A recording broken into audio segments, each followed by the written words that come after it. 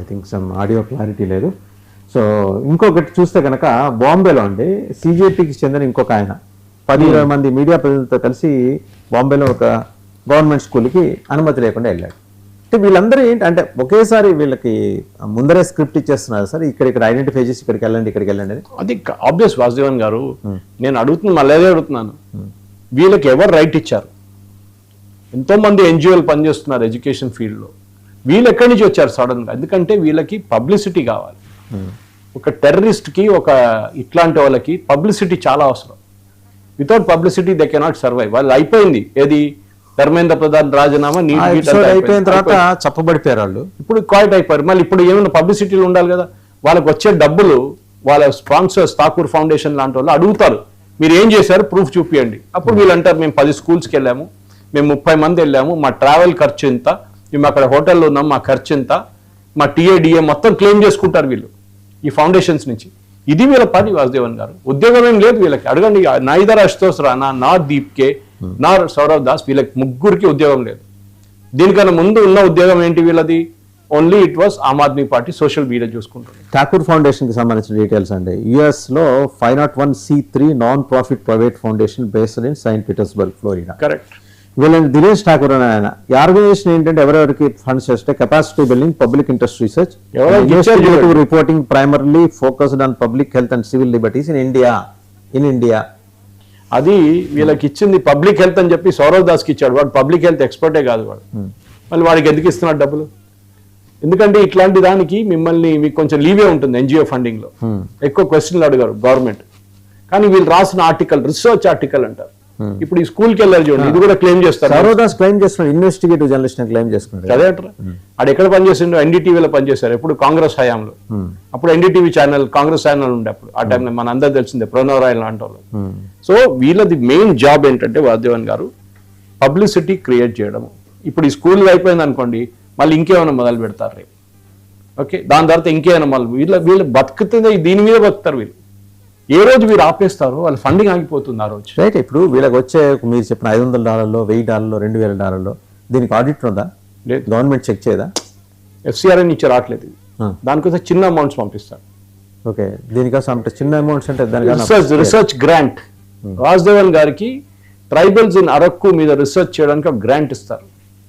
వాసుదేవన్ గారు ఏం చేస్తారు, కొంతమంది పిల్లలు విశాఖపట్నంలో ఉన్న కొంతమంది ఇంటర్న్స్ ఉంటారు జర్నలిజం డిపార్ట్మెంట్లో, అక్కడ ఏదైనా కాలేజ్లో, వాళ్ళు కొంచెం పంపించి, అమ్మ వాళ్ళు రోజుకి నీకు $1000 ఇస్తాను, అరకు వెళ్ళి అక్కడ ట్రైబల్స్ ఎవరెవరు ఉన్నారు కనుక్కోండి, ఒకసారి కనుక్కున్న తర్వాత నువ్వు నాకు ఒక రిపోర్ట్ పంపించండి, వాళ్ళ హెల్త్ ఎట్లా ఉంది, వాళ్ళ స్కూల్ ఉందా, వాళ్ళకి ఇంకేమైనా వాళ్ళకి రేషన్ వస్తుందా, వాళ్ళకి ఇంకేమైనా ప్రాబ్లమ్స్ ఉందా, ఇదన్నీ కనుక్కోండి, వాళ్ళ మ్యూజిక్ గురించి రాండి, వాళ్ళ డాన్స్ గురించి చెప్పండి, ఇదంతా చేసి రిపోర్ట్ పంపించండి. మీకు వచ్చిందేమో ₹10 లక్షల వచ్చి ఉంటుంది, మీకు ఖర్చు ఏమో ₹2 లక్షల ఈ పిల్లల్ని పంపించేసి, తర్వాత మీరు కూడా ఒక ట్రిప్ కొడతారు అక్కడికి, అక్కడ మీరు కూడా ఫోటోలు తీసుకుంటారు, దాని తర్వాత పెద్ద రిపోర్ట్ తయారు చేస్తారు 200 పేజీది, మీకు ₹10 లక్షల ఇచ్చేస్తారు. ఆలోచించండి. ఇంకేం పిల్లాడి చెప్తున్నది చూద్దామా సార్, ఏమన్నా అంటే ఎలా వస్తున్నారు వాళ్ళు, వచ్చి ఎలా ఆర్గనైజ్ చేశారు, ఎలా ల్యూర్ చేస్తున్నారు, ఇన్ఫ్లుయెన్స్ చేస్తున్నారు దానికి సంబంధించి.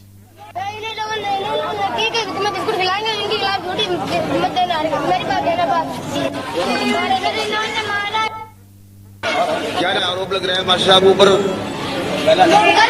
वो गलत है।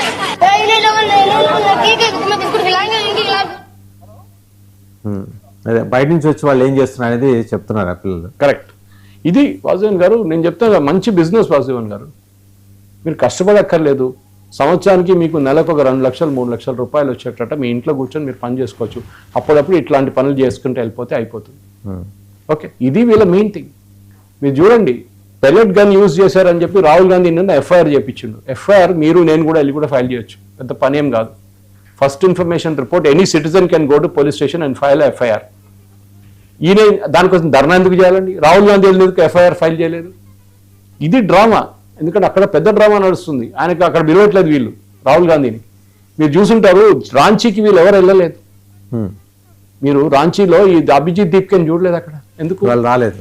రారు కూడా. అక్కడ వీళ్ళ వైపు నుంచి CPI ఒక అమ్మాయి వెళ్ళింది, కమ్యూనిస్ట్ వాళ్ళది, నేహా బోరా. ఏం చేశారు? ఆమెని కొట్టి పంపించి స్టేజ్ నుంచి దాగి కింద పడేశారు వాళ్ళు. మీరు ఇక్కడ రాకండి, ఇక్కడ వచ్చి పొలిటికల్ స్పీచెస్ ఇవ్వకండి అని చెప్పేసి పంపించేశారు అక్కడ. ఇప్పుడు ఏం జరిగింది రాంచీలో? వీళ్ళు ఇంత ధర్నా చేశారు, అన్నీ చేశారు. వాళ్ళు రాహుల్ గాంధీ అన్నాడు హేమంత్ సోరెన్ ఫోన్ చేసి immediately withdraw cancel all the exams అన్నారు. అరే ఎట్లా వింటారు ఆయన మాట నాకు అర్థం కాదు. ఈ హేమంత్ సోరెన్ ఆయన కొంచెమైనా పొలిటికల్ ఎక్స్పీరియన్స్ ఉంది కదా. నెక్స్ట్ డే కోర్ట్ స్టే చేసేది దాన్ని. ఇదేదో బనానా రిపబ్లిక్ కాదు. వీడు ఫోన్ చేసి క్యాన్సిల్ చేసి అంటే వాడు ముఖ్యమంత్రి. What position does Rahul Gandhi hold constitutionally? Nothing. Leader of opposition అంతే. That's all. Is not a minister. అట్లాంటి పరిస్థితుల్లో మీరు ఒక ముఖ్యమంత్రికి ఆర్డర్ ఇస్తున్నారా? ముఖ్యమంత్రి మీ ఆర్డర్ వినేసి పిక్చర్ లాగా ఎగ్జామ్ క్యాన్సిల్ చేస్తున్నారు. నెక్స్ట్ డే అది కోర్ట్ స్టే చేసేసారు. ఇప్పుడు ఏమైంది? ఎవరికి పోయింది ఇప్పుడు? ఇది అడగాల్సి ఉంది మనం అన్నమాట. ఇది నీట్ ఎగ్జామ్లో జరగలేదు. నీట్ ఎగ్జామ్ ఏమంటున్నారు ఇప్పుడు? రాహుల్ గాంధీ ఏమన్నారు? మొత్తం క్యాన్సిల్ చేశారు. నేను అనుకున్న నీట్లా క్యాన్సిల్ చేస్తే అయిపోతుంది. కాదు, అక్కడున్న పిల్లలు ఏమంటున్నారు? ఎవరెవరు డబ్బులు ఇచ్చారు, ఎవరెవరు వీళ్ళు డబ్బులు తీసుకున్నారు, వాళ్ళని మీరు డిస్క్వాలిఫై చేయండి. అందరినీ చేయకండి. మళ్ళీ ఎగ్జామ్ మళ్ళీ పెట్టి ఆల్రెడీ కొంతమంది ఉద్యోగంలో జాయిన్ అయిపోయారు. వీళ్ళు ఎందుకు వెళ్ళట్లేదు అక్కడ? నేను అదే అడుగుతున్నా. ఈ సిజేపీ వాళ్ళు why are they not going to Ranchi? ఇంకొకటి మీరు అడిగిన ప్రశ్నకి అనుబంధంగా ఉన్నది, ఒక రిపోర్టర్ అడుగుతున్నాడు ఆయన్ని, అశుతోష్ రాంకాని, ఇలాగే మీరు మద్రసాకి వెళ్ళి అక్కడ ఇంప్రూవ్ చేయమంటారా, క్వాలిటీ ఎడ్యుకేషన్ కావాలని అడుగుతారంటే అతను ఏమన్నా అంటే we're not bother about madrasa schools and we don't have legitimate permission to visit those schools. మరి వీటికి ఎవరు ఇచ్చారు లెజిటమేట్ పర్మిషన్? అదే అంటున్నాను, ద సేమ్ థింగ్. సో దీనికి పర్మిషన్ అక్కర్లేదు. అక్కడ పన్ని కాలు చేతులు ఇరగొడతారు వాళ్ళు, సర్తన్పై జూదా చేసేస్తారు వాళ్ళు. అక్కడ వీళ్ళకి తెలుసు అక్కడ వెళ్తే ఏమైతుంది వీళ్ళ సంగతి అని. బికాస్ ఫస్ట్ టైం రాజస్థాన్లో కొట్టారు, ఇంకా రేపు ఇంకా మధ్యప్రదేశ్లో కొడతారు. అప్పుడు వీళ్ళకి అర్థమవుతుంది. వీళ్ళకి కావాల్సిన పబ్లిసిటీ వాసుదేవన్ గారు, నన్ను కొట్టారు చూడండి, నన్ను కప్పు స్థాయిలో వాళ్ళకేమి అంతగా ఇది రావట్లేదు. అంటే ప్రొటెస్ట్ చూడండి ఎట్లా ఏ స్థాయిలో ఉంది, వాళ్ళు ఎంట్రీ ఇస్తుంటే అదే అంటున్నా వాళ్ళకి లేకపోవడం. థ్యాంక్ యూ సురేష్ గారు, థ్యాంక్ యూ వెరీ మచ్. చూసాం కదా, ఇది సిజేపీ చేస్తున్న ఆందోళన. ఆయన ఏదో లాస్ట్ వీక్ అభిజిత్ దీప్కే చెప్పాడు, చూడండి నెక్స్ట్ వీక్ చూడండి సినిమా చూపిస్తామని. సినిమా వాళ్ళు చూపించారా, వాళ్ళకి జనం చూపించారనేది నిన్న రాజస్థాన్లోనూ అలాగే ముంబైలోనూ జరిగిన సంఘటనలు బట్టి అర్థమవుతుంది. అండ్ ఒక రిపోర్టర్ అడిగితే ఆయన్ని, అశుతోష్ రాంకాన్ అడిగితే, మద్రసాలకు వెళ్ళి క్వాలిటీ ఎడ్యుకేషను అలాగే ఇంప్రూవ్మెంట్ ఆఫ్ అమ్యూనిటీస్ వీటి గురించి మాట్లాడతారంటే మాకు లెజిటమేట్ పర్మిషన్ లేదని చెప్తున్నాడు. మరి ఇక్కడికి ఎవరు మాత్రం ఇస్తున్నారు? ప్రభుత్వ పాఠశాలలు అంటే ఏది ప్రత్యేకించి ముస్లిమేతర బోధన అందించే ప్రభుత్వ పాఠశాలలోకి వీళ్ళకి ఎంట్రీ ఎవరు ఇచ్చారు? వీళ్ళంతా వీళ్ళు తీసుకోవడానికి వీళ్ళకున్న హక్కు ఏంటి, వీళ్ళకున్న చట్టం వీళ్ళకి కనిపించిన అధికారాలు ఏంటి, వీళ్ళకున్న వెసులుబాట్లు ఏంటి?